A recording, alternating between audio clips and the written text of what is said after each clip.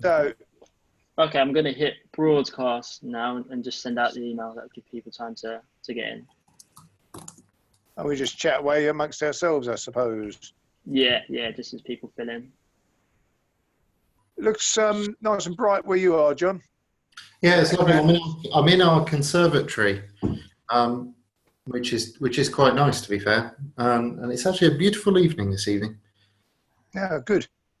We're you're down by Portsmouth, aren't you? Hampshire Yeah, somewhere. Gosport. Gosport, yeah. Which is a little town just to the right of Portsmouth.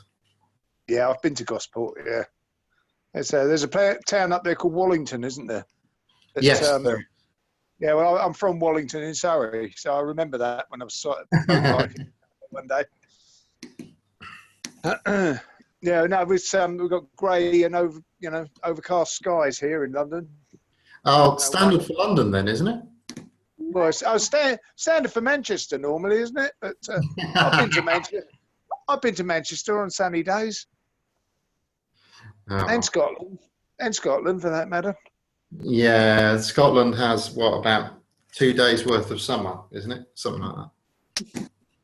We went up there last year. I said to my other half, take your waterproofs. It always rains in Scotland. And we got there. It was like the Med. We didn't see a drop of rain. It was like the Med. And down south, we were having thunderstorms and rain, and we just picked the right week. We were so lucky.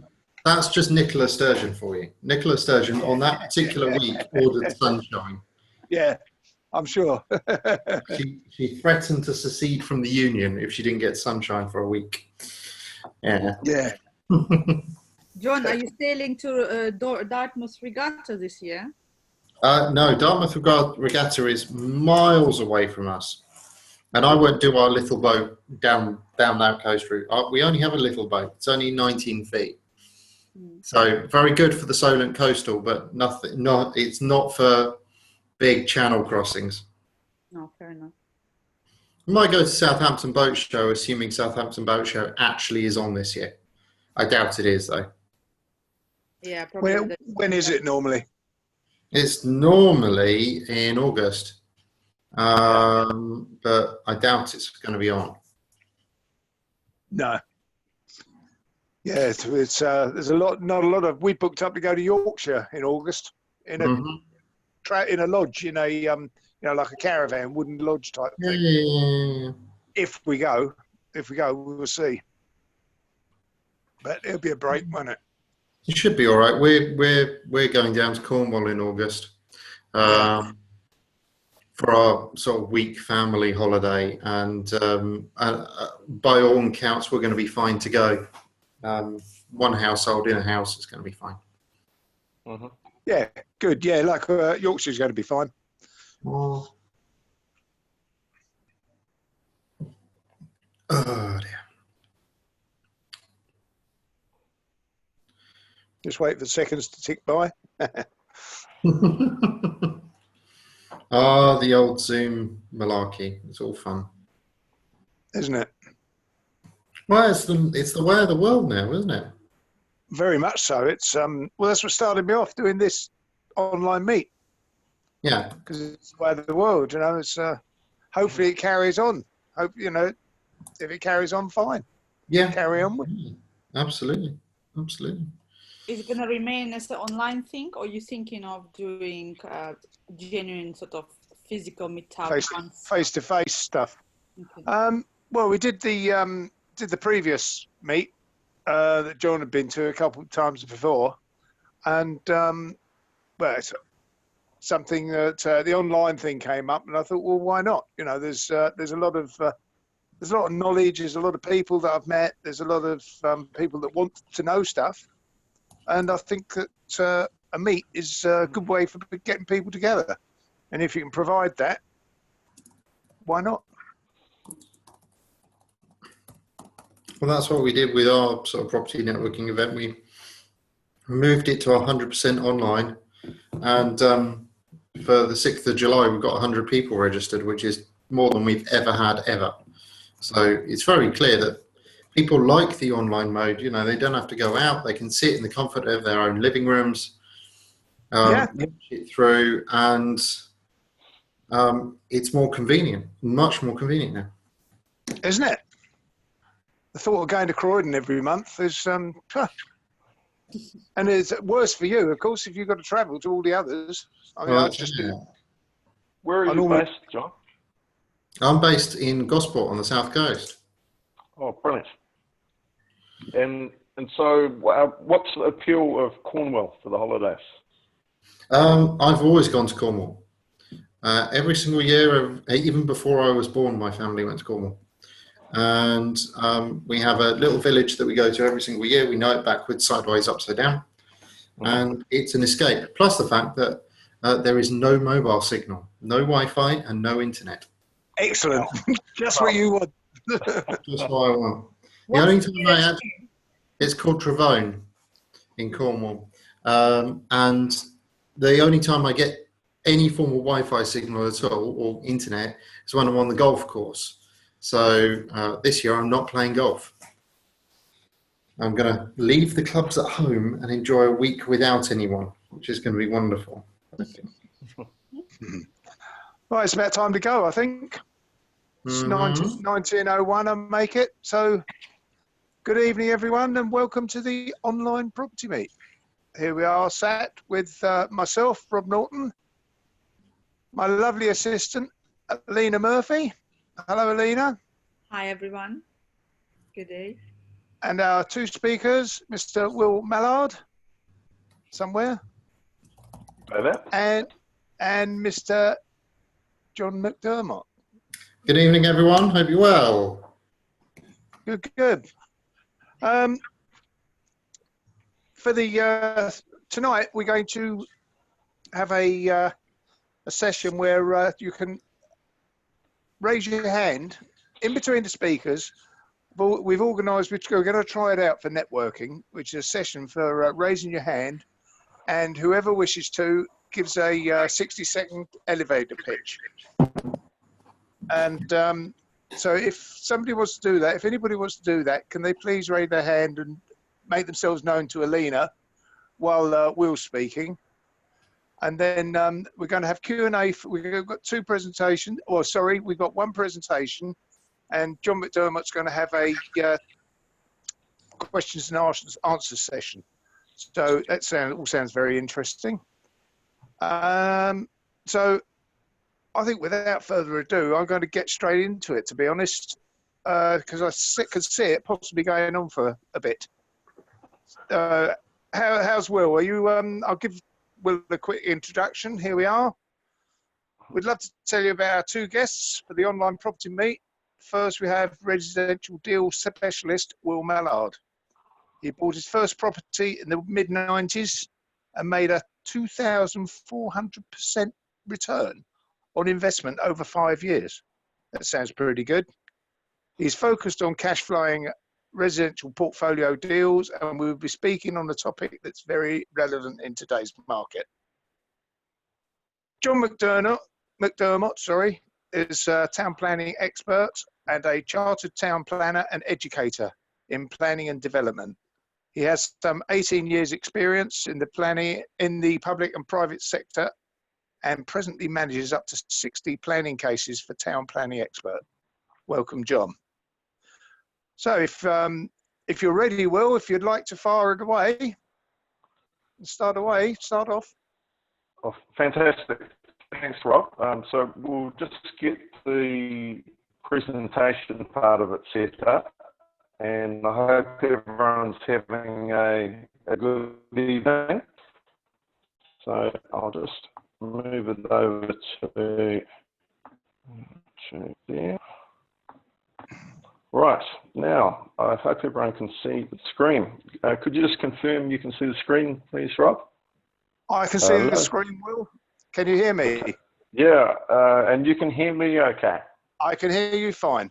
Fantastic. We'll get cracking on then. The one thing that before we get underway that I'm looking forward to over the next week or so is getting a haircut. I've been now it must be over 100 days with no haircut, which is it's a long time. So we're going to, without further ado, get underway. So we'll just...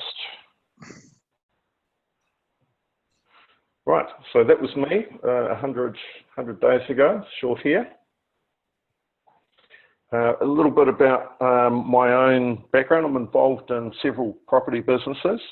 They include social housing leases, life assets, and CWHL Holdings, which is an investment holding company. Now, before we go too far into it, I just want to make a little bit of a disclaimer. And the simplest thing is that when you invest in anything, you risk losing all of your money. None of the following is either an investment offer nor a professional advice by myself to you. Results vary, and it's very important to understand that past results are not a guarantee of future results. And examples used are not typical. It's quite important to understand that. It's important to me to state that really clearly. At all stages, you should be clear of one thing: you can lose all of your money, and that applies to all categories of investment, including property in its various forms. Now, if you want to get the main point in this, cash flow is king. Essentially, having the money to do what you want, when you want, for your reasons, is what the objective is with an investment in my mind. And it applies to me, it applies to you, whether you're working, you're self-employed, retired, semi-retired, single, married, or divorced. And over the next period, the changes in the economy, low negative interest, real interest rates, as I've put in there, and the property market have created chances to set up income streams that will pay not only now, but forever. Now, what my objective is today is to give you a glimpse into an exciting new world, learning about new things with interesting ideas that have become through some unique and interesting, talented people that I've met and started doing business with. Very high level. Two of the biggest investment businesses in the world, Goldman Sachs and Blackstone, bought hundreds of thousands of properties. Yes, hundreds of thousands of properties. And they were really simple, low value, high yielding residential property. They went in New York, they went in Dallas, they were in the back arse of Dakota, and places you've never heard of. And what the result when you go forward 12 years or 10 years, just one of the Blackstone residential real estate funds that got set up in 2008 reported $1.7 billion US of profit. Now, we're not going to be getting anywhere near that sort of level. But when the biggest investors in the world chose that, I realized that that's where the next opportunity was. And I knew there would be a recession. I thought we'd be another 2 or 3 years away. Anyone who has any doubt that the economy is going to be in trouble, I think you need to read the paper. Now, a little bit about me. So I'm from a place called Wellington in New Zealand, down under. It looks fantastic in that photo. Right now, they've got 2 degrees and 120 km/h winds battering the coast, so it doesn't quite look as nice as that. And I've got a story that relates to, I suppose, my investment philosophy. And it relates to a guy from London, and I live in London now. And he was my judo coach when I was a kid back in New Zealand. Now, what's this got to do with property? It's to do with the idea that we can get caught up in our own heads where fear, doubt, uncertainty basically stop us doing things. And this guy, Des Taring, was an absolute legend. He'd fought in World War II, he was in D-Day, and he moved his family out around the world. He built a house. He didn't just buy a house, he built a house in New Zealand. And I asked him before my first ever judo tournament, was there anything I could do to be more ready? I was very nervous. And what Des said to me, well, actually it was more the look he gave me. He looked at me like I was an idiot. He said, well, you're either ready or you're not. And I think that sums up so much around what happens in life. And opportunity is everywhere. No matter what your current position, there's what is a 14-story building. It got turned into an 18-story building, and it was bought by the window cleaner. And what the window cleaner, or the man that owned the window cleaning company, found out was that the government department that occupied it was moving, and it was going to be vacant. The elderly landlord had decided that she wanted to get out of real estate. And because it was vacant, it was undervalued, he walked up to the local university, who was going through a crisis of student accommodation. And he got them to not only provide a 20-year lease, but underwrote the fit out and conversion of the then 14 stories and the addition of 4 more stories. What happened to the value in pounds or in today's money was very roughly, he brought it to 3 million. With the 20-year effectively government lease through the university, that building became worth 30 million. And it's an example of how property works in a nutshell. And there's opportunities everywhere. And it can be through change of use, it can be through planning, it can be through getting a new tenant profile. It can be putting a completely new building on where there isn't a building. And we'll be going into all of this in more detail. And I'm really looking forward to John's session later on in the evening. Now, you might wonder why would I move from Wellington, which is pictured here, to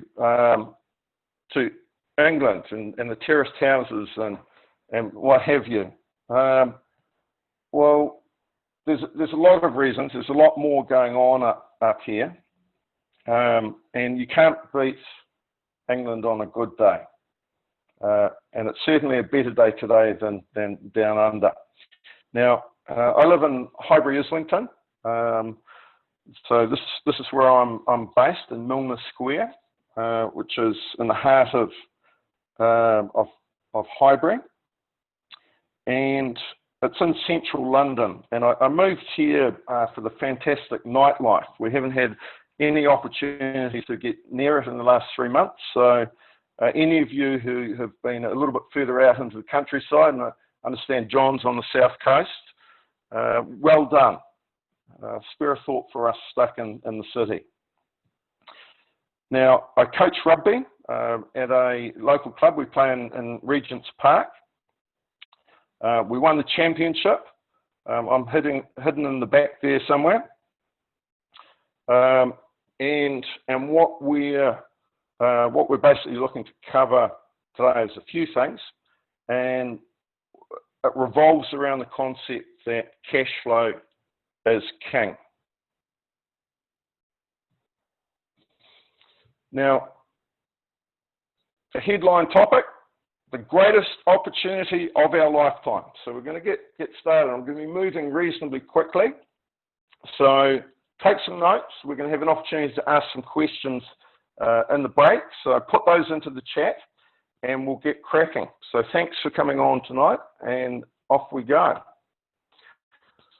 So there's five areas we're going to be going through. How to grow your portfolio with 50K. The greatest opportunity of our lifetimes, limiting your risk and increasing your cash flow over these next 3 years. We'll be going into a bit of detail why it's such a good opportunity, how you can get involved in larger property deals, and the biggest questions any investor should ask. Now, any one of these topics we could talk probably for a couple of hours on, so we're going to get started now. There's a little table here, and without reading into the detail too much, it's basically saying most pension funds are not doing very well. They're not growing and they're not producing much income on average. Sometimes it's up, sometimes it's down, but on average it's not very good. And whether you're happy with that or not happy with that, that's how things have been. Now, you can see the source down the bottom there, Moneyfacts UK Personal Pension Trends Treasury Reports. The context of where we are now, we've got this awful health crisis, and it's been very sad, highly unsettling for most people. And I'm not going to go into too much detail around either how it's been handled or any of the, I suppose, political stuff that you'll see going around on social media. We've all got our opinions. All of us have our own situations. Some people are furloughed. Some people have been working from home. Some people haven't been able to see their grandchildren. Now, whatever your take is on it, there's going to be many, many ongoing effects, both in terms of health, in terms of the ability to get around, and how the economy is going to function. There's already been major economic upheaval. I did economics years ago at university, and I'm not a senior economist, but when I look at it, I think we're going to be having some pretty tough times ahead. Now, how that actually plays out, no one knows. But right now, we're in a bit of a mess, and at the same time, I think it's pertinent, and I hope that you're on the call because you want to do things a bit different. You want to get a slightly better result from where you are now. And we all know that property, ahead of any other sector, has created more wealth than any other sector. Property creates more wealth than any other sector. Most millionaires are made during uncertainty. Decisions. And we've got another thing going on in the background where technology and property have suddenly collided. Now, we're going to have a look at some what's going on with landlords. Because the average one, and I talk to landlords probably about half of my day, every day, at least 6 days a week. They're beaten up, they're burnt out. And the government has come out and they've actually stated, and they've been acting on the idea for the last 4 or 5 years, where they only want professional companies as landlords. They want people to have at least 5 properties. They're not making it illegal, but they're making it very difficult. Now, to be a landlord these days, there's tax, there's toilets, there's tenants, and there's compliance. And not all of the people that we're going to see here are cut out for this. If you're working and you're doing another job, or you'd rather be doing other things, tax, toilets, tenants, and compliance probably aren't what you want to spend your evenings doing. The red tape that ties us down. And when I was putting this together, I came across this little quote. If it's easy, it's not worth it. If it's worth it, it won't be easy. Well, that absolutely applies to property, or certainly landlording. Now, there's going to be some winners and losers in the markets. If you've been following any of the financial markets, the stock market, foreign exchange, it's going up and down like a yo-yo. Money is moving to safety. And unfortunately, builders need buyers. And I've seen several of the large building firms issue profit warnings, announce cutbacks of projects. And I hope that it turns out okay. But what I'm seeing is that the world of work has changed. People are getting made redundant. They're working from home, not from their office. The dynamics are changing. People can't go on the holidays that they want to.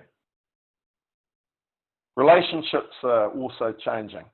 People are spending more time together, perhaps with people they don't want to spend time with, or they can't spend time with people they want to spend time with. And it all creates a bit of stress and a bit of pressure. And unfortunately, there's been a lot of deaths. And all of these things contribute to change in the property market. And coincidentally, interest rates are at the lowest level I can recall, as prices are almost certainly going to fall, and yet the opportunity to rent at a higher level exists. It's something that I believe should be run as a business. I agree with the government. I don't agree with the government on lots of things, but I certainly agree in terms of property. It should be run as a business, not as a hobby. A lot of the bad-mouthing of landlords comes about through cowboys who don't do it properly. They don't do the right thing. They don't treat tenants right. They don't follow the rules. And income forever is really valuable. We'll go into a bit more detail around that. And the one thing I would say is all of this is going to pass. So while we're not in a good space right now, it will pass. And there's going to be winners and losers. People will have either moved forward, stayed where they are, or gone backwards. And you've got to figure out where do you want to sit in that equation. So we've got loads of ways of how to grow your portfolio with 50K. Now the 50K is actually an arbitrary figure. And we'll go into a bit of detail around this, because without knowing your circumstances, there's going to be a big range of situations of people on the call. Some people will have 5K, some will be in debt, possibly facing bankruptcy and looking for a way out. Others will have several million in equity with no cash flow. And some will have 50K or 500K sitting in the bank, earning 0.5% or something. Now, if you happen to be one of the people who've got 50K, well done. It's probably a combination of some good fortune and no doubt some hard work and prudence, but you've got a savings pot together. And for this example, we're going to say it's £50,000. And to have done that, you've followed the first rule of money. And that first rule of money is you can either spend it or you can keep it. So far, you've kept it. Well done. Most Brits actually have under £5,000 in savings. Hence the immediate panic lots of people went through when the lockdown started. Now you have many choices. So let's have a look at a few of the different ways. There's some common mistakes. People aren't clear what they're trying to do. The fastest way to get nowhere is not to have a plan. People often mistake what they're doing in property, where they think they've got an investment and they've actually gone into business. They haven't set it up correctly. They're not clear on what the risks are. They socialise around the idea of investment, but they don't actually do anything. And a really big one is they apply a great strategy, but it's in the wrong place or at the wrong time, and getting sucked in by gurus. Now, I will say once again, in case someone missed the disclaimer at the start, some investments are not suitable for certain types of investor. And the FCA is getting more strict on this. And I think that's great, because it's there essentially to protect and uphold the system, protect the people who operate within it. Now, we have three main ways, or at least objectives, as investors. And which of these is more important to you relatively? That's going to vary depending on your situation. In general, if you've got more time ahead of you, you usually have a little bit more appetite for risk. If you've got more money, you probably want to protect your capital. And those 3 points, as you can see on the screen, capital protection, grow the capital, or income, or cash flow. They're the three main objectives of any investment. A lot of people, and possibly some people on the call, are asset rich and cash poor. Very common situation where you've got no mortgage on your property. However, there's no money coming in. So it's tied up in there. And what to do? You can go to the equity ATM. Now, we're going to have a talk about some of the different components, and I'm going to throw in a few examples as we go through. And I'd be really interested to get any specific questions about any of the scenarios we're going through as we go through here. So there's a few different ways that we can look at this. So the property market splits loosely up into commercial and residential. In commercial, it splits up a little bit more into office, retail, industrial. And industrial splits up into manufacturing plants and Amazon warehouses, and you could split it up a little bit more again. And what you find is these types of businesses tend to be reasonably large operations, and they tend to take out long leases because they're well financed. And kitting out a factory costs a lot of money. So once they're in, they're likely to stay in. Likewise with Amazon or similar. Now, the number of zeros count. One of my favourite, I suppose, investment heroes is a guy who built a roughly £500 million equity coming out of a council estate. So he had a single mum. He's now retired. So he genuinely was a self-made man. And he predominantly invested in commercial and office buildings, high-rise. Did very well at it. Figured it out. And when I asked him, if you were to do it again, what would you do differently? He said, I'd buy car parks. They're money machines. And he had some car parks, but he would have focused on car parks as his primary strategy. And I'm just going to tell you a quick story about a car park. And this is going back to my hometown in New Zealand, Wellington, where a young estimator who's a qualified quantity surveyor got given the job of doing a takeoff and coming up with the estimate of how much it would cost them to build this 10-story car park. Now, apart from the top floor and the bottom floor, all the floors in between, the 8 floors in between, were the same. And so the guy came up with his price, and no one else checked it before it went in. What he'd done is he'd forgotten to multiply the 8 floors because they were all the same. Now, his company had to do the job at that price.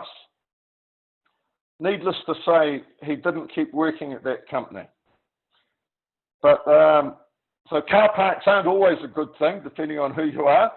I imagine it was a pretty good investment for whoever had hired the contractor. Now, we also have offices, and offices can subdivide up even more into serviced offices and WeWorks and the like, and where people let the whole floor or the whole building, where companies go in.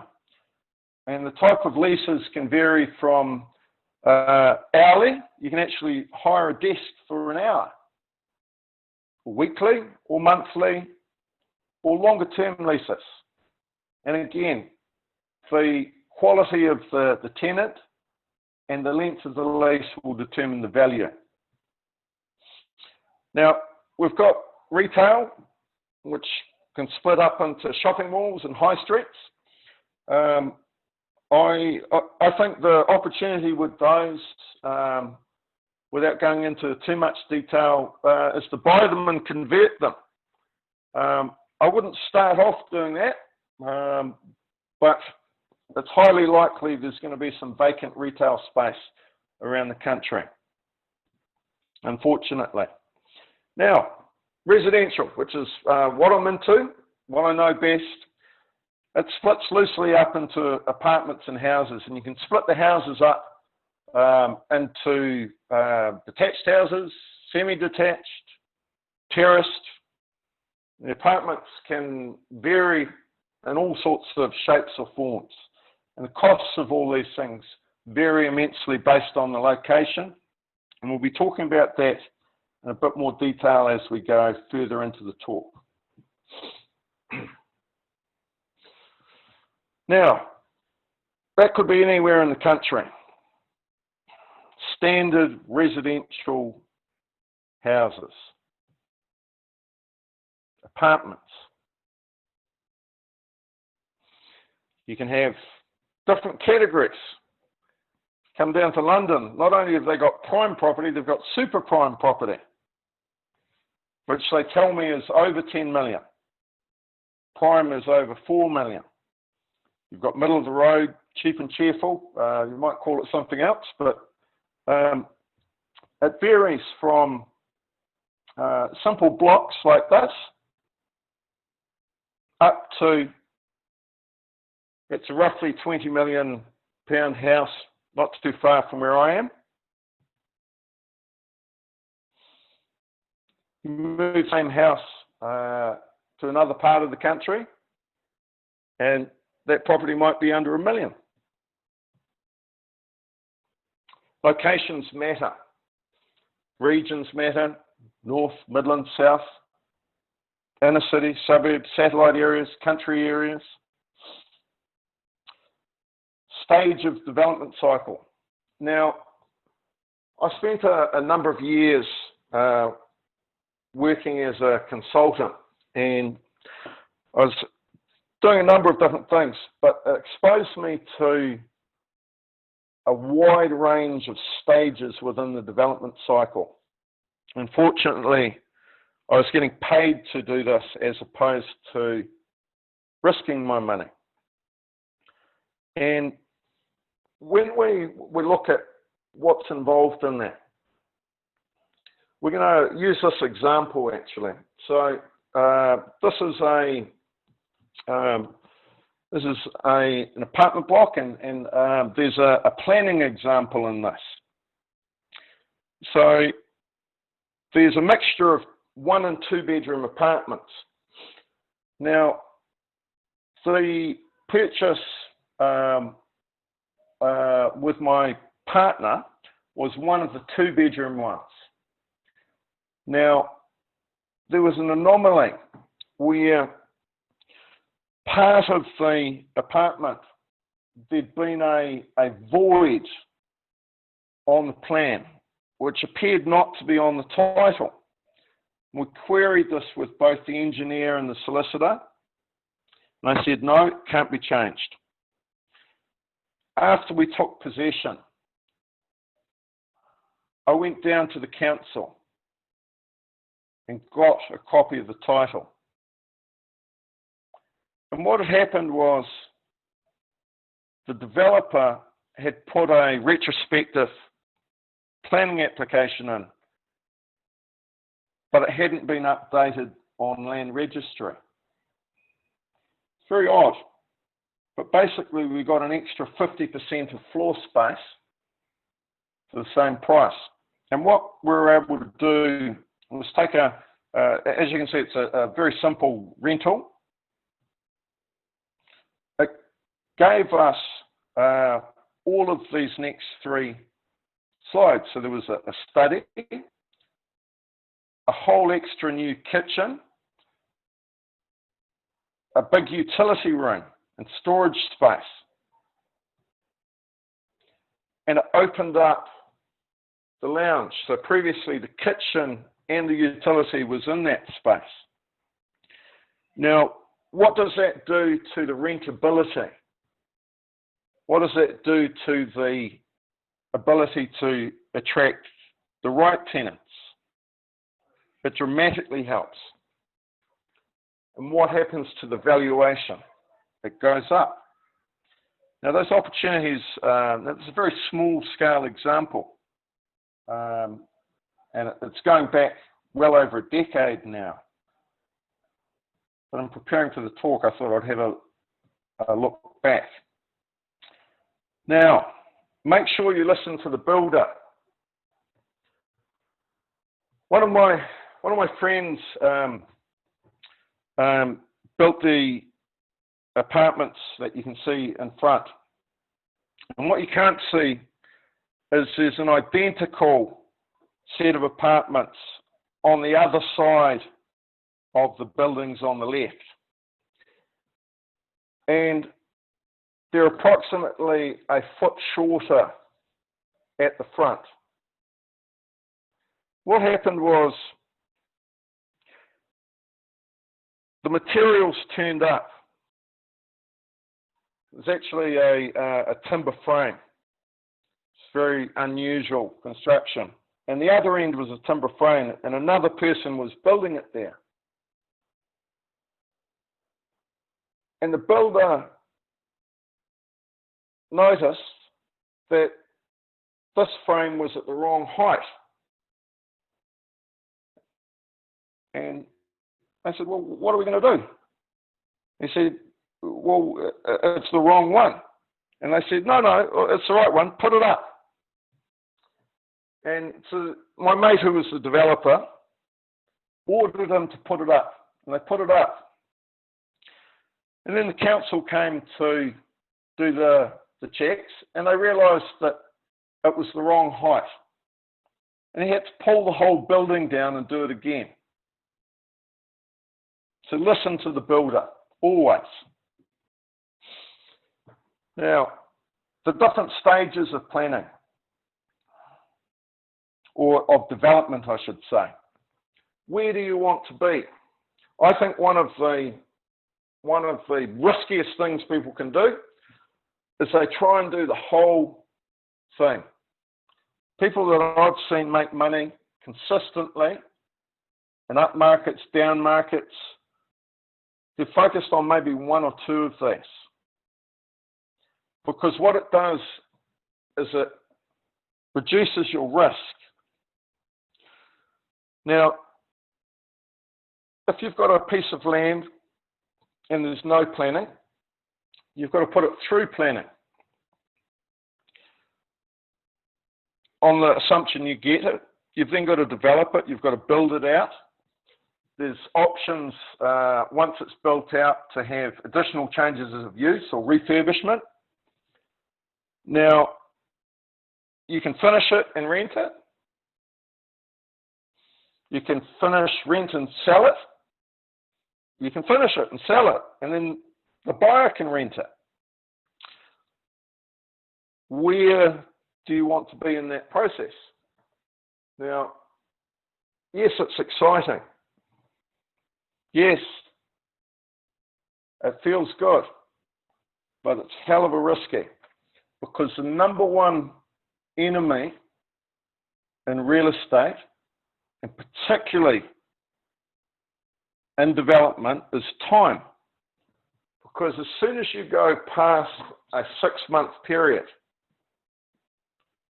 what happens is the market changes, interest rates change. You go back 6 months, go back 12 months, go back 2 years. Who could have predicted any of the things that have transpired? There's uncertainty. And where there's uncertainty, there's risk. So why would you bother? There's so many things can go wrong when you start digging a hole in the ground. There's so many risks, because you never know until you start digging. Now, myself, I like the rented end of things. So not just completed, there's actually tenants. They're paying the rent, and there's a record of how much they've been paying. There's a higher degree of certainty. You're not reliant on achieving a sales price 2 years from now. So my strategy in a nutshell is English residential cash flowing portfolios, mainly up north and in the Midlands. Now, we're going to briefly just touch on a point. Now, all the time, money is changing hands between governments, companies, individuals. And money is cash. It's also debt or credit. And you've got consumer goods and assets. And there's exchanges going on constantly between governments, companies, and individuals. Now, we're not going to get into the political side of this, but at the end of slavery, and at the end of World War I, and at the end of World War II, Great Britain took on enormous debts that took the case of the slavery one 150 years to pay off. Over 50 years in the case of World War II. People wonder why there was such a great economy in the United States after World War II. It was because Britain was sending them billions of pounds, or dollars as the case may be. And they kept doing it for years. Now, how does that apply to me? Well, it impacts you because you live in Britain. Now, that's been paid back. But governments running up debt has an impact. And they're running up debt at a faster rate than at any stage, certainly in my lifetime. And that's going to have an impact. Japan, America, China. Does anyone know how the Chinese economic boom started? It actually got started by America. America put in the 1980s, basically stopped Japanese imports. And so Japan, who was one of the richest places in the world at the time, decided they needed to invest their money somewhere. They couldn't invest it in Japan because they couldn't export everything to America.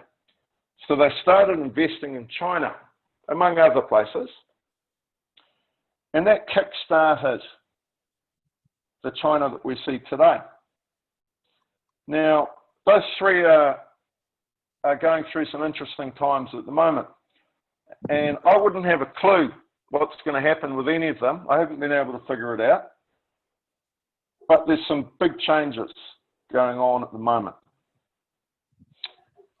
China, by the way, has 50 million empty apartments. 50 million. So what that means in terms of the Chinese investment market, I don't know. Money's being printed at a great rate. And England is my choice. And note that I've put England, not the United Kingdom. I think there's uncertainty longer term as to what the shape of Great Britain will be. But I'm pretty certain that England's going to stay here. It's got a relatively stable economy compared to other places.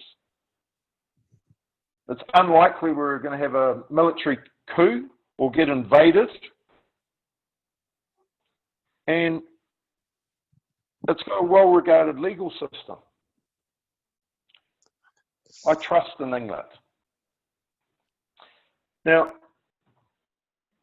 a little bit of my background, and it's actually coming in very useful this year, where I worked as a consultant on some distressed loan portfolios. So I was working with banks and accountancy firms. And essentially what we were doing was we were dealing with property businesses. And those property businesses were mainly developers who got caught with their pants down, where they'd expanded and the market caught them out. They spent more than they'd planned to.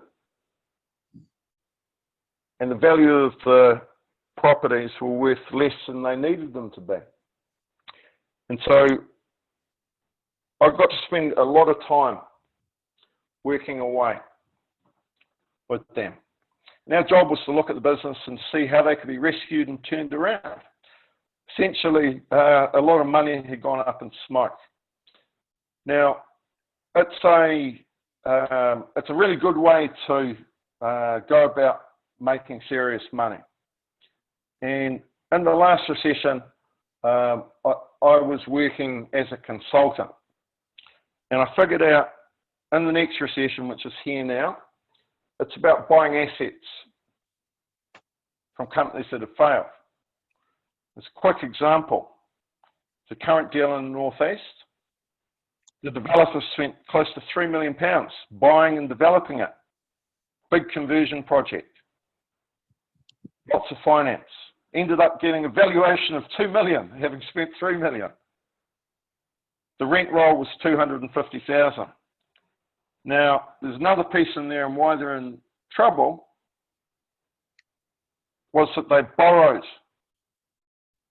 close to $3 million. Now, we're probably going to buy that for somewhere around $1.3 million. You don't need to be a rocket scientist to see that that's got a great yield. Now, limiting your risk and increasing your cash flow. You have all of your eggs in one basket, or you can spread the risk over multiple properties. And I think that's one of the central points that I'd like to make. We're going to touch very briefly on one of the businesses I'm involved in. Essentially, we provide social housing leases.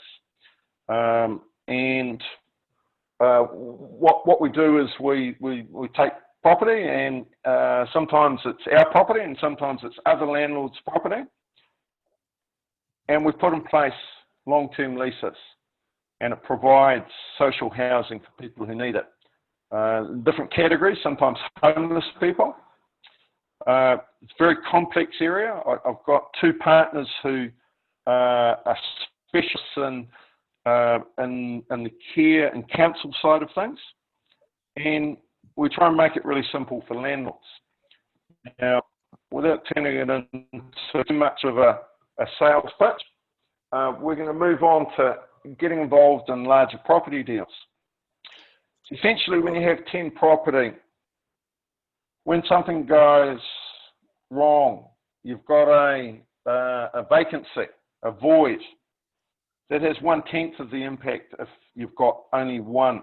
So you're sharing out and spreading the risk. You've got an opportunity to do bulk purchasing. And the overhead cost of good management is substantially reduced. If you're running it as a business, it's a lot easier. There's an upside to create higher margins and hands-off passive investment because your other investment partners are doing the work. Now, the problem is most people in your situation sit on the fence and they have the reasons why not. Usually it's no time, there's too much competition, can't find the deals, waiting for the right time. Here's another example of a deal that we're working on. It's 32 units on a long lease. They're 2 and 1 bedroom flats, not sexy stuff. You can see what our price is against a recent sale, which is substantially higher, nearly twice the price. Well, we've got 5 minutes, mate. Yeah, we're right into the tail end. Now, if you ever look down the bottom, there's a figure that we use, and why it's important as an investor to be aware of this. It's basically after you have taken the rent in, what is your cover on the interest that has to go out?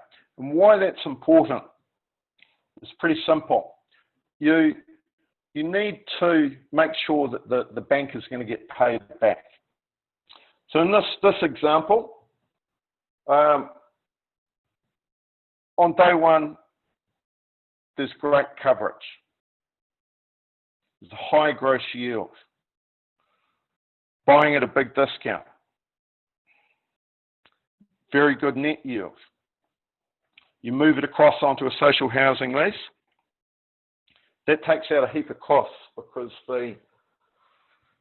basically the social housing provider takes care of all the maintenance and you have very minimal management. So your profit goes up. Those are projected figures, by the way. Now, how do you do this? You can do it in connection with other partners or through a business or a property fund. And in general, it's safer and more profitable, provided you've done due diligence and you've sought independent professional advice. Now, there's several ways of investing with others and multitude of options in each one. So the main options are you can go to a listed property fund or an investment trust. You can partner with other individuals. There might be someone on the call that you can partner with. Or you can invest in larger property deals. And it creates an opportunity to create stability and grow your wealth. Now, property is always good because you've got an opportunity to get paid twice, once from rental income and once from the uplift in value over time. Now, you have several options. Number one, do nothing and nothing changes. Number two, you risk it all and maybe it works and maybe it doesn't.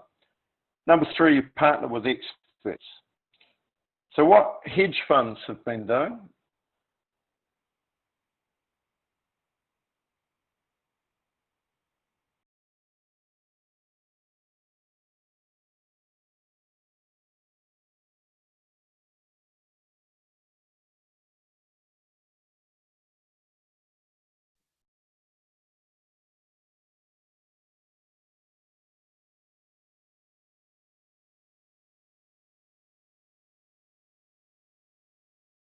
it's a good choice.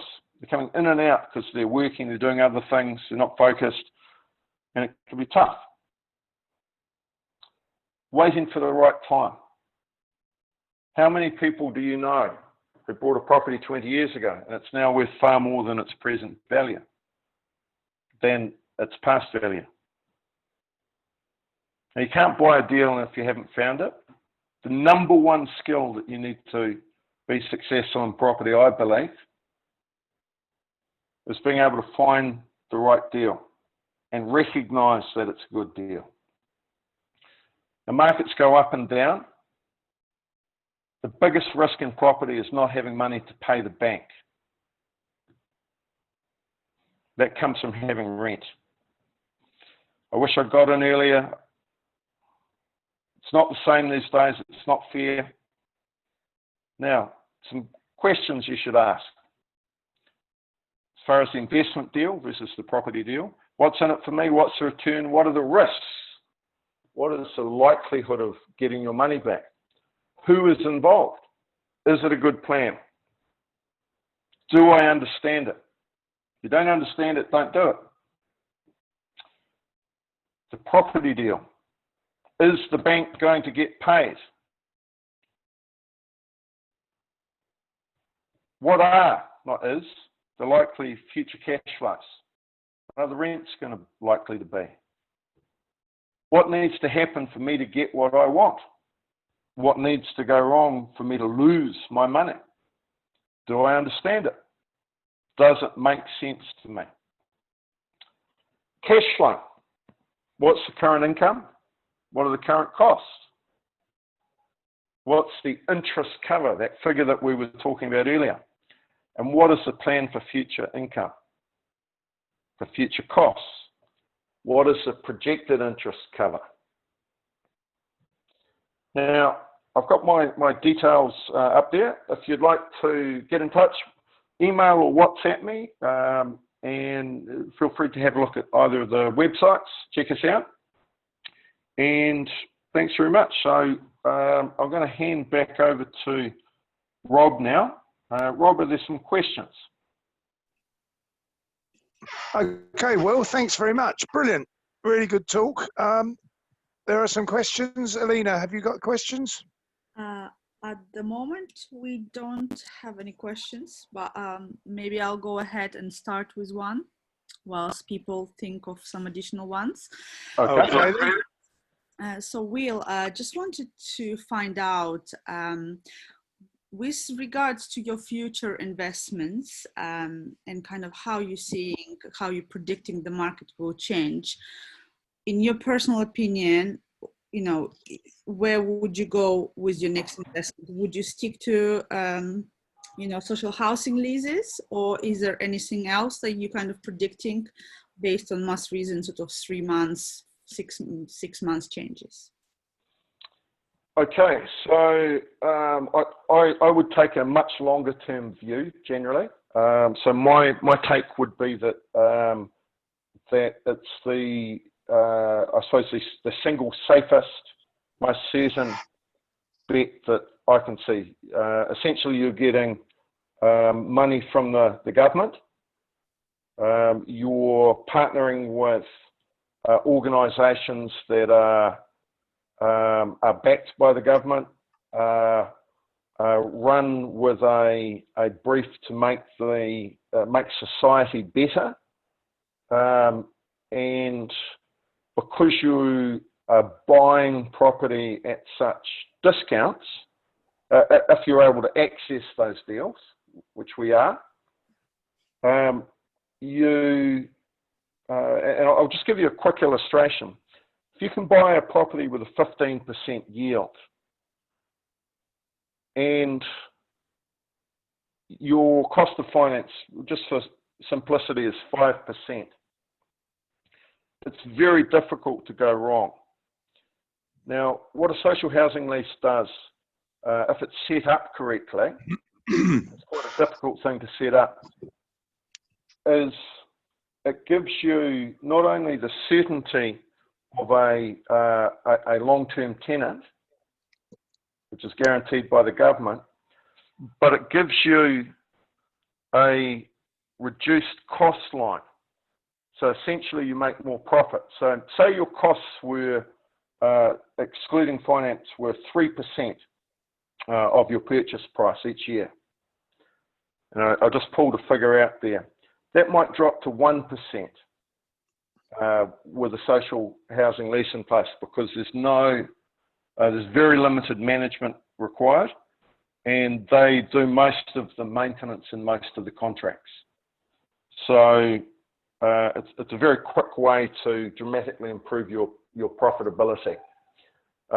There's also another play where pension funds and hedge funds are getting in on the act, and they're buying up social housing at a large scale. So M&G has invested at the end of 2019 £6.5 billion into the English social housing market. So when a big corporation is doing that, I think it's pretty safe. Obviously, you can lose all your money in any investment. It would take an enormous economic and political catastrophe, but you can lose your money. And would you say, Will, in current context with what's happening, essentially private landlords cannot pay the rent, but social housing leases, you have guaranteed rent. So in current climate, that's probably the safest thing that you can do if you had investment like that.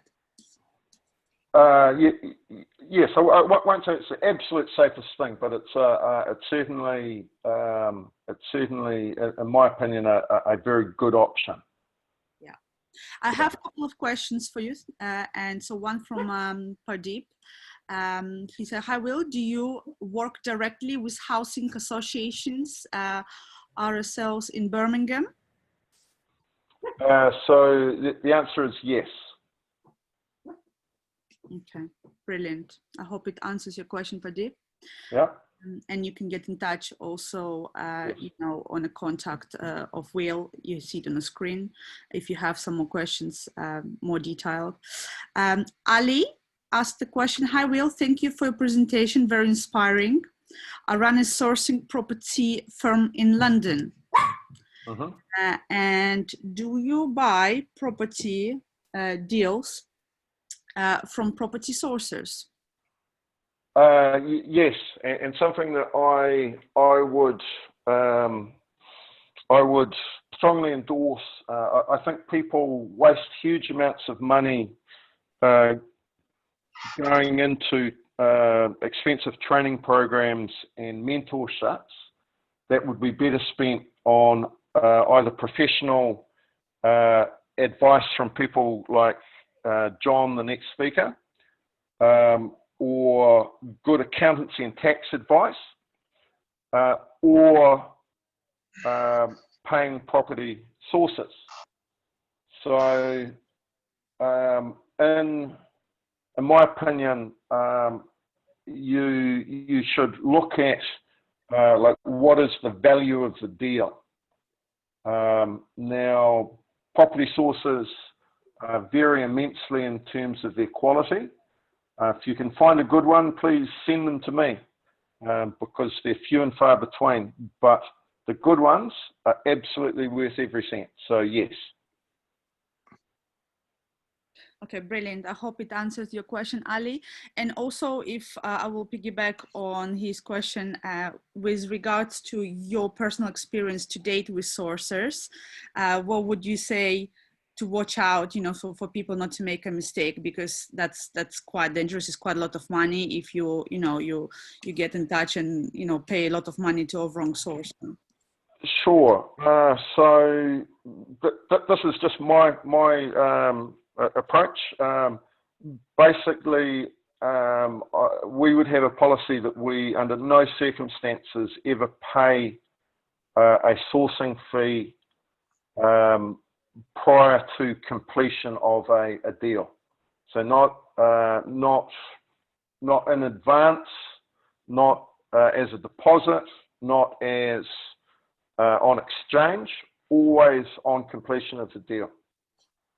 And it's pretty simple. They're able to charge a fee, which is significant and absolutely worth it, on the basis that we actually complete a deal. Now, not all sources are willing to work that way. Certainly, all of the quality ones that are, I suppose, well financed enough to wait the 2 or 3 months through to completion, or it can be longer in some cases. They will understand that and respect that, and so I think being very careful in terms of who you're dealing with. Always, you know, be really clear of what the entity that you're dealing with is. And that they have the proper compliance in place as I wouldn't say we would never do business with someone who didn't have the compliance, but we would treat it extremely carefully. Thank you very much, Will. It seems that if anyone else have any more questions, please ask now. Okay. Ali asked a question for David. Hi, David. Thank you for responding back to my question. We'll arrange a phone call. I presume that was for Will. And we'll arrange a phone call meeting with you to discuss further. So, yes. Okay. Thank you very much. Okay, that's brilliant. Okay. Well done, Will. Thank you for, yep, thanks very much. That's okay. Right then, as Alina, do we have anyone that would like to raise their hand and do a 60-second elevator pitch? Looking now, not yet. Not yet? A little bit shy. Who is brave? A little bit shy. I think they're shy. No, so that's okay. That's fine. It's gives us gives. I think we put John straight on, can't we? Are you ready, John? I'm always ready. Of course you're ready. So yeah, if everyone's happy for us to dive straight into some planning questions, then let's do that. I'll do a quick intro bit at the start anyway, just to warm people up. Okay, John. Off you go. Right, so thanks, Rob, and everyone at Online Property Meet for inviting me. Great talk, Will. Really, really poignant, especially now. I was just looking at a ping I got on my phone. Really interesting that you mentioned retail, because I got a ping on my phone from the BBC, of all the trusted media outlets that we have, saying that today 12,000 people lost their jobs across all sectors, and that's in one day. And a lot of those came from the high street, with big companies like John Lewis saying they're not going to open some of the stores that they've got. They're just simply not going to reopen them. So I think really poignant that Will was reflecting upon retail roundabout now. I also think it really poignant that some of what Will does is social housing. I think that's going to become even more, sadly, important as time goes on. We had the, I'm sure you read, Will, the Shelter report about a year ago, saying that we needed 3 million houses in a year for social housing need. And yeah, more than ever do we need them. So a lot has happened, hasn't it, in the planning world in the last 48, well, in the last 5 days. The old Stingray line of anything can happen in the next half hour really does apply to planning law at the moment.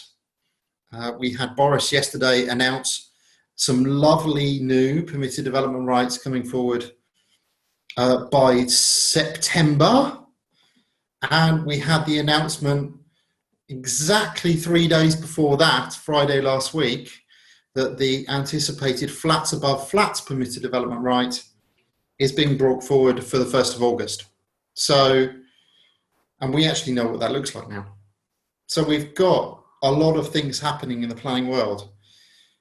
And really, that's why I wanted, when I was doing this session, when I was considering what to talk about, to hand it over to your attendees, Rob and Alina, and say, right, now's the opportunity to use the planning system to the best possible outcome you can possibly get. Now's the opportunity, especially if we're going to go into recession. I've seen a lot of internet gurus say, oh, no, we're not going into a recession. We're not going into a recession. And then I saw Samuel Leeds do a video. Not that I'm a big fan of Samuel Leeds. People who know me know that I'm not a big fan of Samuel Leeds. But he did a big YouTube video saying, I'm selling all my houses, but there's not going to be a recession, but I'm selling all my houses. And trying to justify why he was doing that. So it's over to you guys. What do you want to know? What burning questions have you got going on in your planning world right now? Do you want to know about the new PD rights? We can talk about those. I'd love to know about that. We'll do this like LBC for those of us who watch LBC. James O'Brien's any questions answered. So, Will, is this a question or an answer? It's a question. We've got the planning expert on, so we'd love to know more about the new legislation, or your interpretation of it, and an outline. Okay, good question. So the new legislation coming forward is England only. I just saw another question in the chat, so I'll answer almost both of them simultaneously. The new legislation coming forward is England only. It doesn't affect Scotland or Wales or the strange Northern Irish country that's in Northern Ireland. It is very, very locked down. So I haven't seen a permitted development right so locked down in my career. And I've been a planner for 18 years now. I've never seen one that is so nailed in. There are limitations on floor to ceiling heights, limitations on total number of meters the building can be. It's mad how tight it's written. And in all honesty, it is written for a very specific type of building. Well, it's written for those 1950s, 60s and 70s housing blocks that were built by councils between the 50s, 60s and 70s, so post-war leading up to about the 80s, that are between 3 and 8 to 9, depending on your floor to ceiling heights, stories high. It can't be anything more than 9 stories for simple mathematics. If you take even the base social housing building that was built to 2.7 meter floor to ceiling height, that's going to get you 9 stories, right, at 24 or so meters. You add the 2 stories on top of that, that's going to get you to the 30 meter maximum height, because there is a maximum height built into the PD right. So I think my interpretation is very much focused on, these are very, very much for a purpose. This permit development right's been written with a specific building in mind. And actually, when you start to pare everything away, it's a very specific typology that they're looking at. It isn't all flatted blocks. It's really interesting that they've used the term purpose built and defined that. So you can't convert into this or have ever converted into it and expect to use the PD right. It has to be a whole block development. So it has to be flats the whole way up. I was asked the other day, can I have shops on the ground floor and it still qualify? The answer to that, I think, is no. That's because it's not a purpose-built block of flats. It's a purpose-built mixed-use building. So I think they're incredibly locked down. When they come forward on the 1st of August, we know what they look like now. They're in the regulations. It will be very interesting to see how planning authorities utilise that PD right, and specifically how people engage with it. One thing that is abundantly clear, I think we're going to have a really weird July with people buying freeholds to blocks of flats that are between 3 and 8 stories high, because those are the detached blocks that are going to be compatible with the new PD right that comes forward in August. Does that answer your question, Will? That's a bit of a long answer to a simple question, but yeah. No, very well summarised.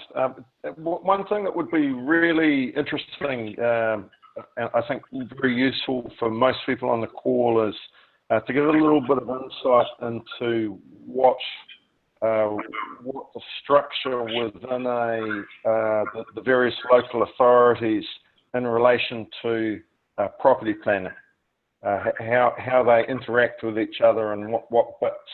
So not just the planning departments, but how the planning actually fits within the overall local authority organisations.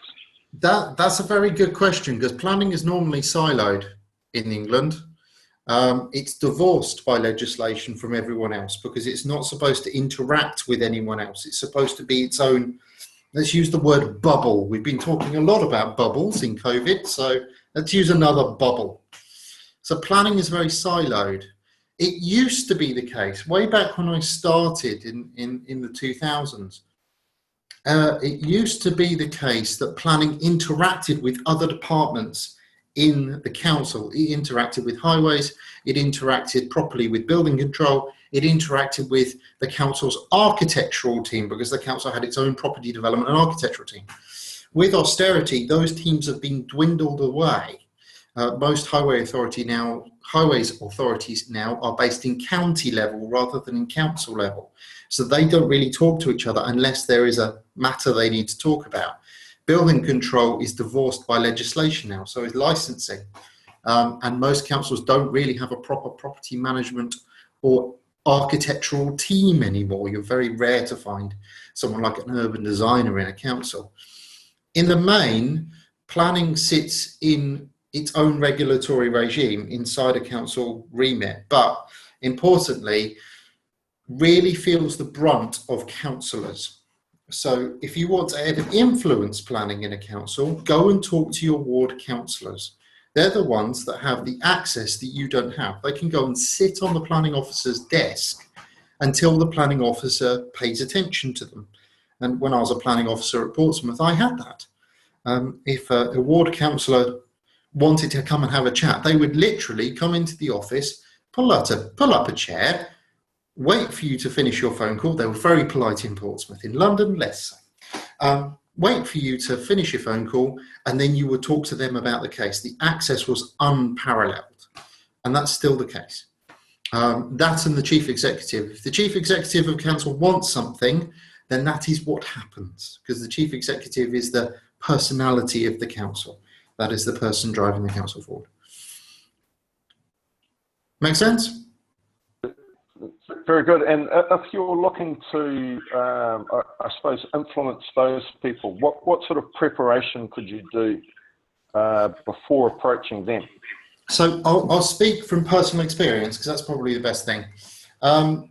when we were looking at Raglan Gatehouse, very much at the start, planning authorities, Plymouth City. It's a grade 2 listed building, derelict. We knew we had to get the council on side immediately. And by immediately, I mean immediately. We had to get their support right from the get-go, because we were wanting to do quite major works to a listed building. And if you don't have council on side right from the start, you'll never have them on side. So in order to do so, we rang the 3 ward councillors, sent them a copy of the plans that we'd had drawn up in draft, and invited them to site. This was all obviously pre-COVID, so we didn't have to do any of the social distancing malarkey. We talked them through the scheme. Now, speaking to them as human beings is exactly the right thing to do, obviously with a bit of respect. I am an old style planner, which really winds up councillors sometimes. If you have an informal councillor, I've always been trained to refer to a councillor as a councillor, and they get called councillor first, or sir or ma'am. That's how you speak to them when you're a planner. Some old style councillors really hate that, but if you set that tone right away, then it doesn't matter. You've got them on side, and once they're on side, they'll go with you. And we've got Raglan going through planning at the moment with the chief executive behind us. And that's because the councillors have gone to the chief exec with our plans and said, we really want this to happen. And the chief exec's gone, yes, I really want this to happen. Let's get this building sorted out. And that is what's driving the application forward. So we're not having to do much of the drive now. It's being pushed by the people at the council who want the development to occur. That's how we prep for it. What do you think the main impact of post-lockdown, because obviously many, in terms of timeframes and feedback, like it's obviously slowed down just about everything within the property world, finance, legal, all sorts of decisions, and the councils are no different. There's obviously a backlog building up, and it's not clear how quickly they're going to get fully up to speed. What do you see the next sort of year to? I think we have a government, great question, Will, to be fair. I think we have a government who is bored to the eye teeth of saying to its councils, you need to provide housing. And if anyone ever wants to see how bad is bad, then all you have to do is Google Housing Delivery Test 2019 and have a look at the bottom 7 authorities. An authority like, well, let's pick the bottom of the bottom, which is City of London. City of London in the last 3 years only managed to achieve 32% of its housing delivery need. 32% of the houses it needs, it achieved. The remaining 68% went by the wayside. That's how bad it is in some areas. It's the same in places like Worthing. Worthing managed to find itself in the mid-40s. If councils want to avoid punishment, they have to be 75% or better. If we're thinking about old style GCSEs, 75% is a C grade, right? So the government is bored to the eye teeth of saying to councils, we need you to get on with it. Stop putting regulation in the way. So what we're going to see, I think, is an enhancement of what we're seeing already.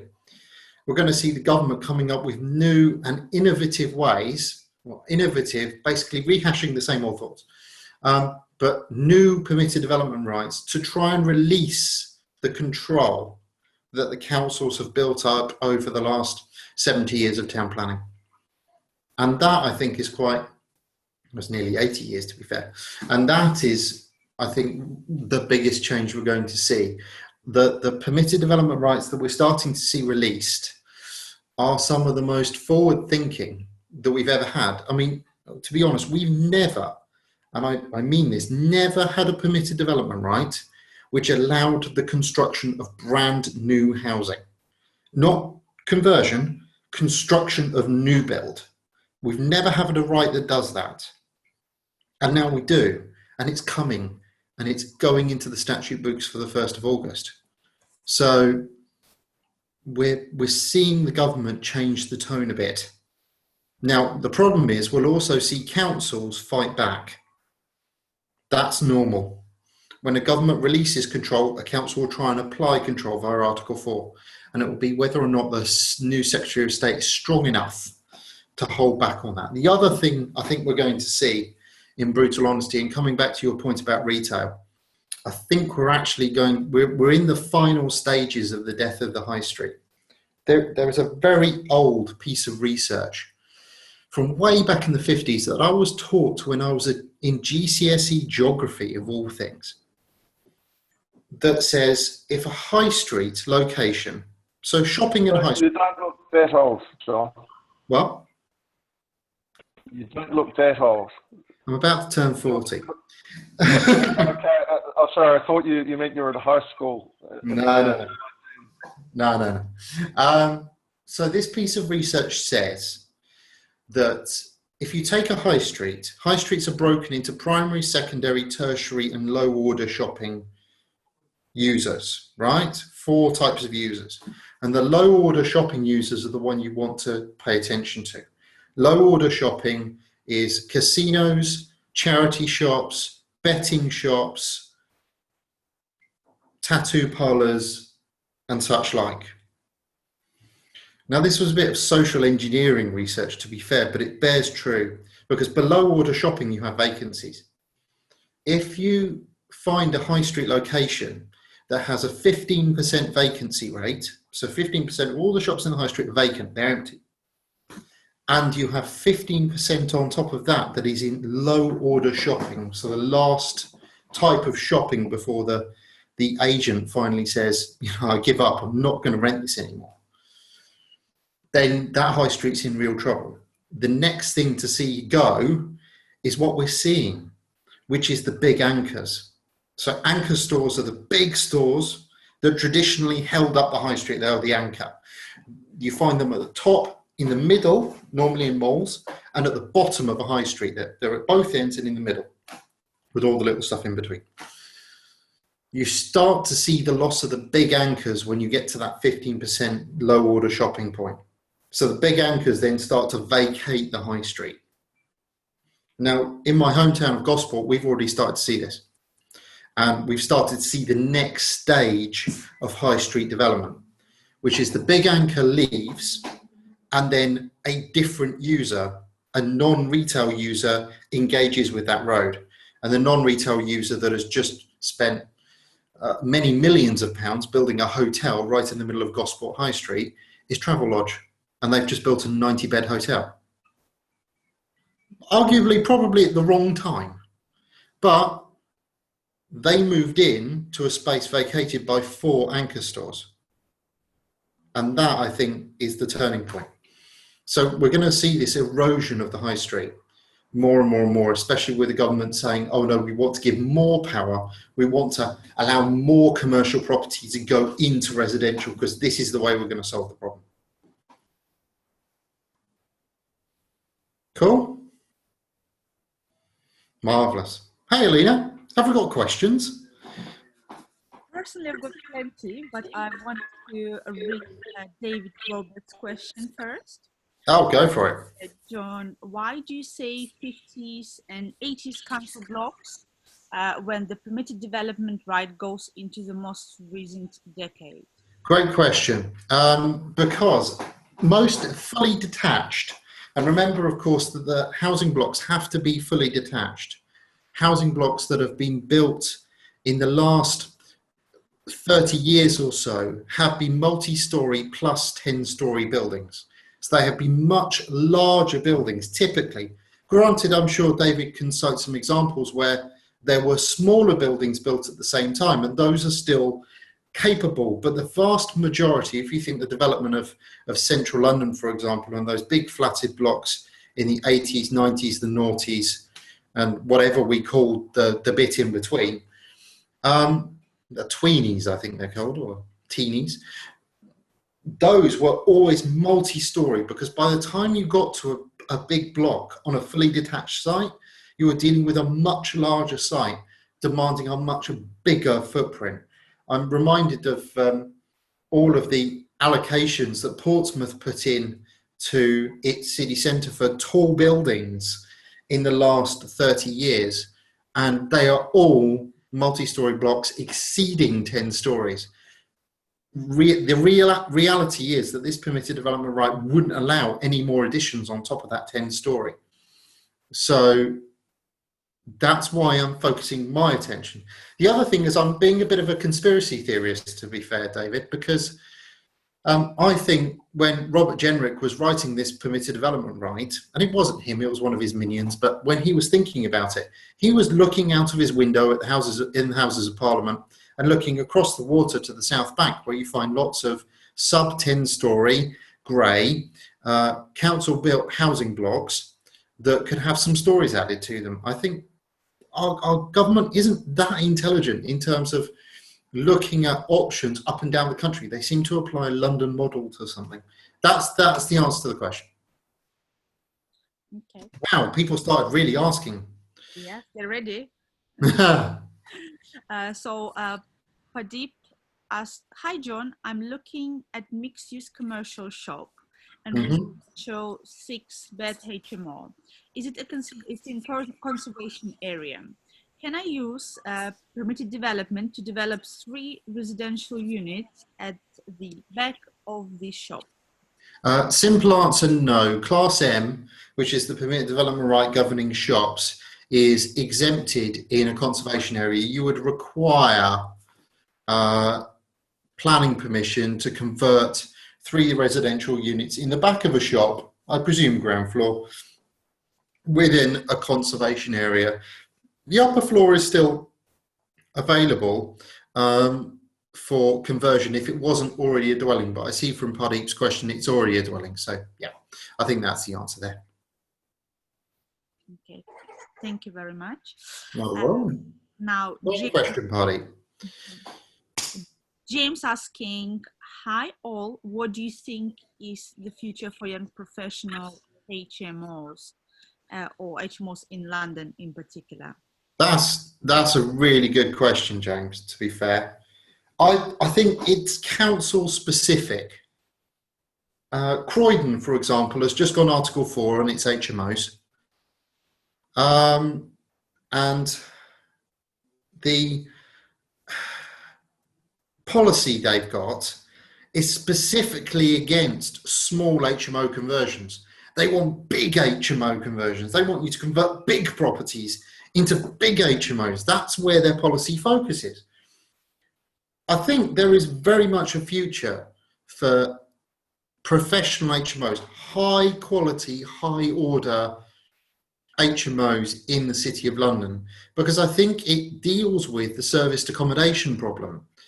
Serviced accommodation is an issue in the city, and I think if you just get your end user right, you can sit yourself neatly in HMO and get a good quality form of development. If it was, for example, Lewisham or Hammersmith and Fulham, they have policies in place to stop the loss of HMOs. So I would be running to those areas, to be fair, James, and converting yourself an existing HMO into a nicer, more plusher HMO. I hope that answers your question. Thank you, John. And I just wanted to mention that I actually focus on HMOs now. It's a new strategy for me, and I've got a couple. And what I find that the professionals in London just don't have enough very high quality HMOs with not too many people in the house as well. And I think there is a gap in the market for sort of a mini more in London in particular. Yeah, I think you're right. I think you're absolutely right. Okay, so next question from Ali. Hi, I wanted to ask the story about the high street shopping. Is there a book you can recommend to read? Oh, now that's asking me to remember what my GCSE textbook was, Ali. And I can't remember that. I've had too many gin and tonics since then. specifically for town planning, as a good reader, Cullingworth and Nadin, Town and Country Planning in the UK, has some really good words to say about the benefit of retail to residential development and why that's so important in a high street setting. And then, of course, the National Planning Policy Framework has reinforced that by saying that residential in retail areas is vital for the life of a retail area. Okay, great. And Andy is asking, most people can't afford blocks. How can the small investor take advantage of the new community development rules? That's a fantastic question. I'm going to really enjoy answering that question. Andy, you're absolutely right. We're not all Grant Cardone. We can't all just go and buy big housing blocks in America, and you wouldn't be able to do it in America anyway. So what do we do? My answer is simple. Ask for a long lease. I purchase a long lease from the freeholder, 999 years, so a virtual freehold, over the airspace above their block, and develop the flats that way. So you have freeholders' consent. Now, the issue you will have, I'm sure, is that you'll be developing property above someone else's property. So there will be a construction management issue that has to go on there that the government hasn't itself figured out yet. But I'm sure there are ways and means around that. So that's what I would do, Andy. And I've seen property developers do it. They reach out to the block owners and do a JV with them as a long leasehold, a virtual freehold, 999-year lease over the airspace rights. And then new floors are added. It does the freehold block owner no harm at all, because it's just more ground rent for them to take in, just more lease payments for them to take in.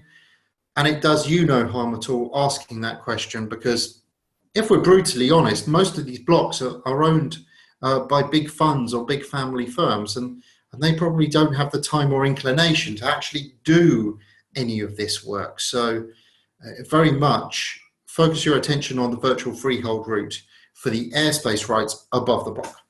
I hope that answers your question. Great question. Marvellous. That was a good set of questions, wasn't it, Alina?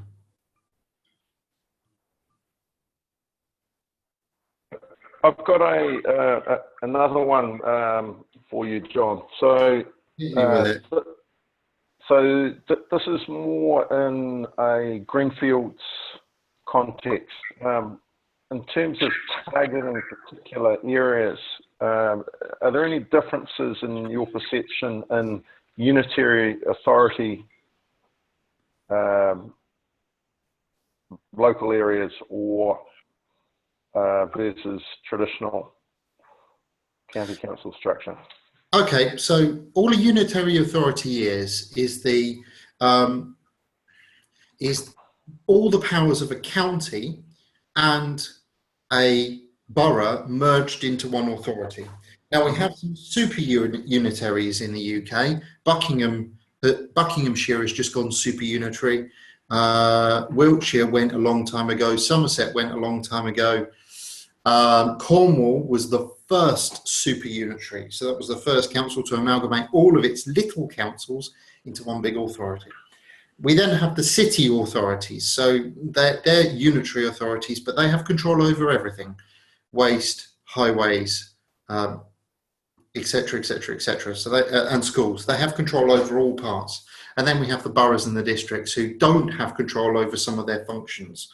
So they don't have control over schools, waste, or highways, but they have control over everything else. As I said, all a unitary authority is an amalgamation of powers into one body. All of the borough councils in London are technically UAs. They're technically unitary authorities, albeit there is a super authority that sits above them in terms of the old GLC, the Mayor of London's office. And it's Transport for London that control the roads, not the unitaries in the boroughs. But that's the only real difference. In terms of the planning function, they function the same. So planning authorities in unitaries function exactly the same as planning authorities in the boroughs and the districts, in the traditional councils. We don't have county structure plans anymore anyway, so the counties don't get involved. And I actually think there's probably little life left in the county authorities, if I'm brutally honest. Okay. And just wanted to ask you myself, with regards to, maybe you can give us two easiest planners in London, and perhaps some of the recent examples, maybe one sort of low scale and one large scale, just so everyone can get a little bit of a taste of how people adding value and, you know, and Okay. the challenges Okay. they face. So I would take a leaf out of Will's mentor, to be fair, for low scale. I would buy commercial, especially now. And the reason why I would buy commercial, especially in the retail sectors, is because you have an automatic PD right in nearly all of the boroughs, with the exception of Waltham Forest, which perversely decided to remove the right, for 2 flats above every shop in London. So 2 flats out of the uppers. So if you've got storage above, offices above, in pretty much every borough in London, you've got 2 flats above every shop. Now, we've just had a certificate of lawful use granted, albeit it's out of London, it's in Bromsgrove, for 2 flats above a shop where the shop is grade 2 listed.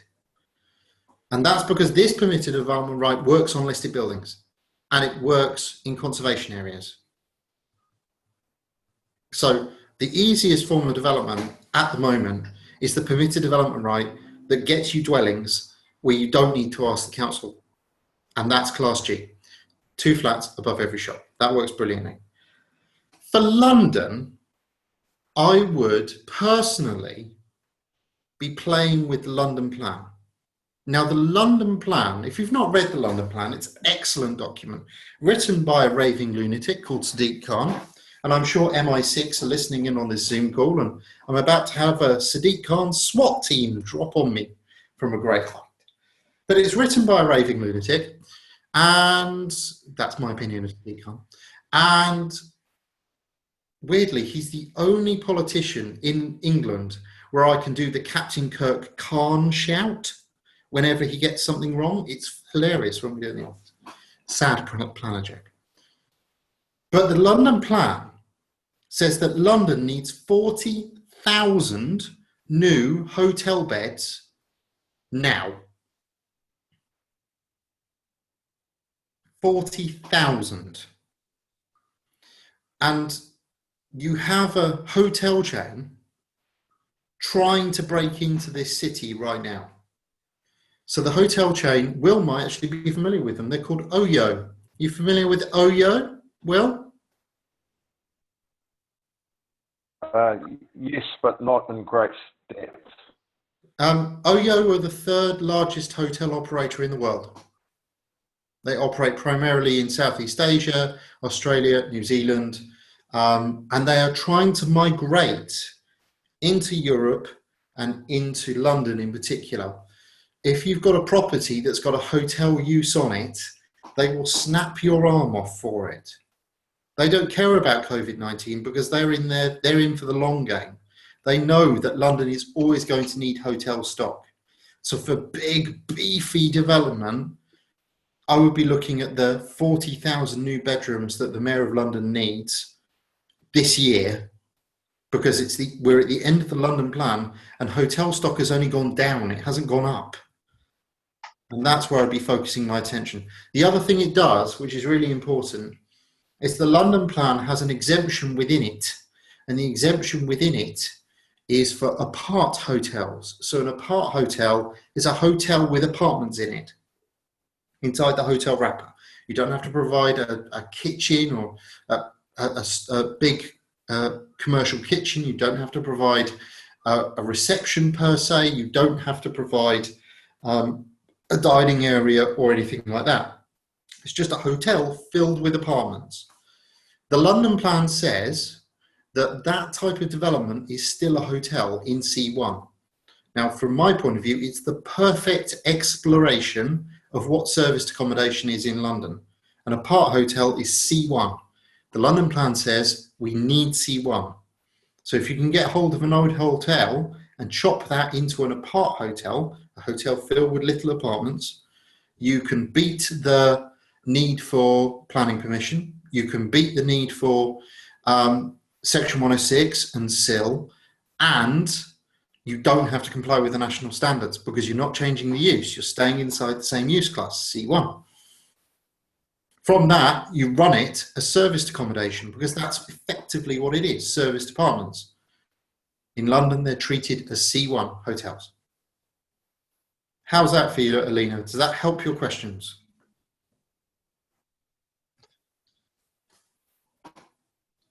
Or have we lost Alina? You got me for one, John. Go for it, Rob. Yeah, you say that SA is an issue in London. I don't do any SA. I just wondered why that was. We have the London 90-day rule, brought in 1973 in the Greater London Powers Act, reinforced in the Deregulation Act 2015. And yes, if people are asking, I am doing this completely from my head. It's all right because I wrote an article on it last year. And is there to stop the use of a dwelling, flat or house, for more than 90 days in any calendar year as serviced accommodation. The London authorities are catching up with this problem, especially after the Peterborough case, where a serviced accommodation unit was Cambridge, sorry, where a serviced accommodation unit was found to not be a dwelling outside of the London bubble. So the planning authorities are catching up on this. Westminster has one of the largest teams at the moment for catching unlawful Airbnb. So serviced accommodation is an issue in the capital. That's why I say it's an issue. Yeah, I shouldn't think there's a lot about it at the moment because of the COVID thing, of course. Of course, there's not a lot about, is there? Unless you're weirdly around the old Nightingale Hospital in the XL, where I understand there's tons. Oh, yes, I bet there is, yeah.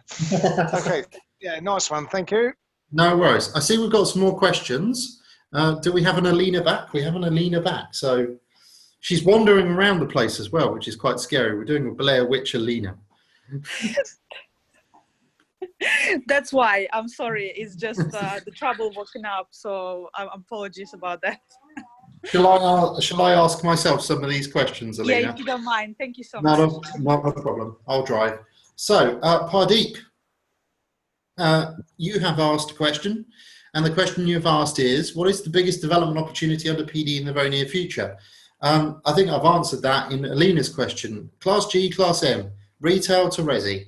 If you're not in that game right now, I don't know what you're doing because you're not reading between the lines. Retail has been crushed by COVID-19, and I think it's only going to get further crushed because all COVID-19 has told us, all it's taught us is it's cheaper to go online to Amazon and have it delivered to our door than it is to go to Currys or PC World and try and get it purchased from a spotty teenager.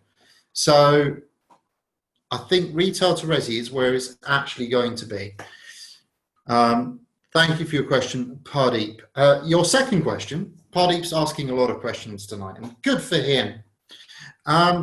Would you suggest using a local planning consultant to do the project, or do you think a national consultant would be equally as effective? I can only answer this one in terms of my own prejudices and bias, so I'll be completely transparent and say I'm prejudiced. We work nationally, and we have a 90.5% success rate at the moment, which is pretty good. So we think we're quite effective working nationally. It is a very old school of thought that a local planning consultant had the ear of the council.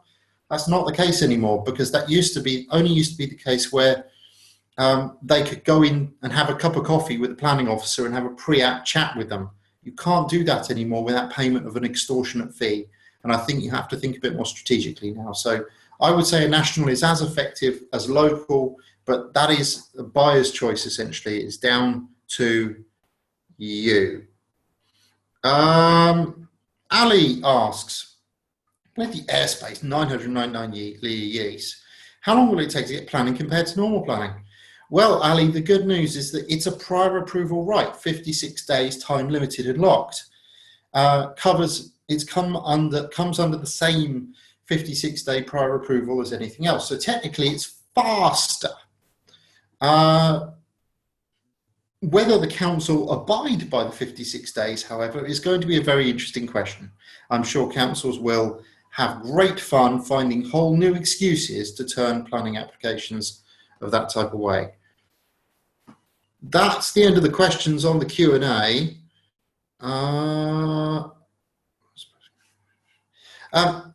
James, thank you for your question.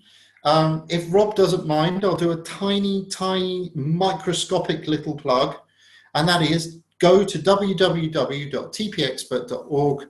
All of the information on how to apply is in the planning section, tpx.pln, and you'll be able to find all the information you need there, James. I'm not going to see anything more than that. Cool. Alina, back to you. For more questions or to thank you for the speech? Well, I'm sure Rob will say we've got a couple more minutes for a couple more questions. So if there are a couple more, let's go for it. I certainly will, John. You always do, Rob. So, Sorry, John, I've got one. Go for it. There's obviously lots of different professional consultants and people involved in completing a development from conception to the end user moving in. Mm-hmm. When town planners get together, what of the other professions do you joke about the most? Architects. Everyone says that. Architects. Every single time. It's all Have you got a couple of quick stories about architects? I'll tell you one. When I was working at Portsmouth City Council, they have, in their defence, and I won't name them, they have moved their practice on from what they used to be doing, which is they were an architectural firm that had 3 or 4 standard plans for properties, for buildings that they would wheel out.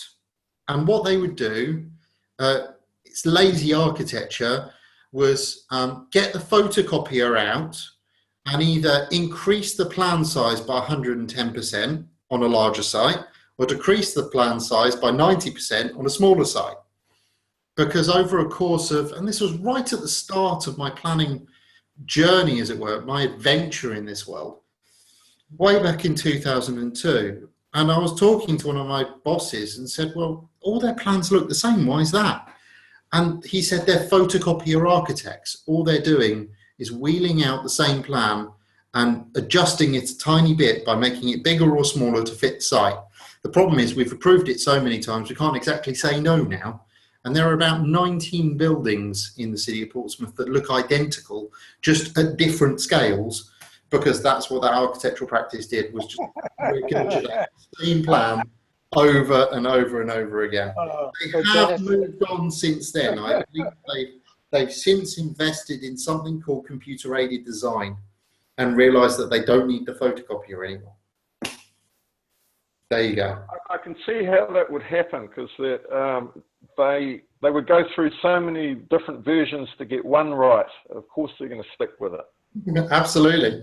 And they stick with it and stick with it and stick with it. Lo and behold, every Trump Tower in the world looks identical to Trump Tower in the US.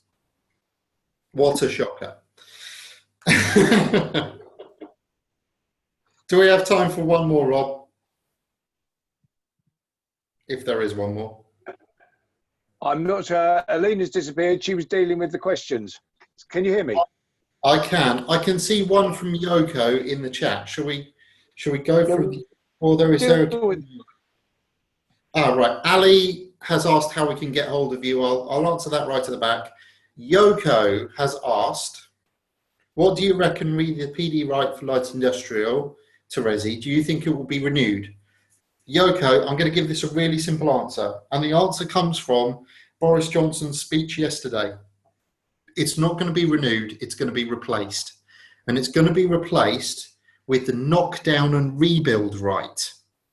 Light industrial to Resi has been a pain in the bum, a brutal pain in the bum, converting really poor quality buildings into really poor quality dwellings. The government knows that, and it's going to be replaced. And it's going to be replaced with the knockdown and rebuild right.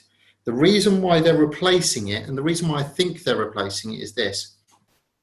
The knockdown and rebuild right, which is knockdown commercial, rebuild as residential, will deal with quite a lot of the problems associated with light industrial uses. The other part of it is just look at the dates. The knockdown and rebuild right is due to come in September. The light industrial to Resi right is due to die on the 30th of September because you can't apply for one or get permission one on the 1st of October. So it is timed perfectly that one replaces the other. I hope that answers your question. Pardeep's asked a quick question. How easy is it to get planning permission commercial to Resi within a conservation area? Pardeep, I've just finished off one in Kettering. That was 5 dwellings retaining the shop in a conservation area. It all comes down to the council and what you're applying for in any particular case, matter of fact and degree. And then Ali, how do you get hold of you? I'm sure Rob will circulate some communication details, but what I will do, because I'm a nice human being, is I'll put it in the chat right now, my email address.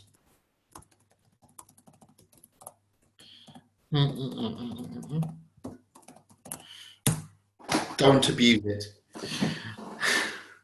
Right. Fantastic, John. Thank you, John, so much. And do you want final question? Let's do it. Let's do it. What will be your biggest piece of advice for anyone who planning to take on something, regardless of the size? What the biggest piece of advice? Assemble a power team of professionals around you. Don't try and do it alone. Development is an incredibly lonely sport, and planning is a team sport. So it would be like going up against Manchester United with just you and a pair of football boots and no one else. Assemble a really good team of professionals around you to support you through that process. Ideally, you want a town planner, a decent architect, a project manager, or if it comes as part of your builder, your builder.